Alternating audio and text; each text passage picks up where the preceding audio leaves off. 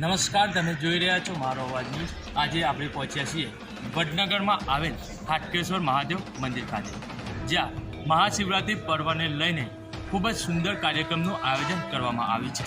Vadnagar Hatkeshwar Mahadev trust દ્વારા ત્રિદિવસીય કાર્યક્રમનું આયોજન કરવામાં આવ્યું છે, જેમાં આજે રાત્રે શિવવંદના, કાલ સવારે શોભાયાત્રા અને એક ખૂબ જ સુંદર શ્રીફળથી બનાવેલું શિવલિંગનું પણ આયોજન કરવામાં આવ્યું છે।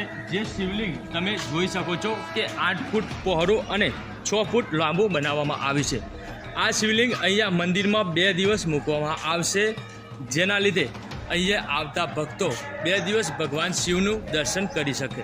તમે વિડીયોમાં જોઈ શકો છો કે કેટલો સુંદર આ શિવલિંગનો નજારો છે અને હાટકેશ્વર મંદિરને પણ ડેકોરેશન કરવામાં આવ્યું છે।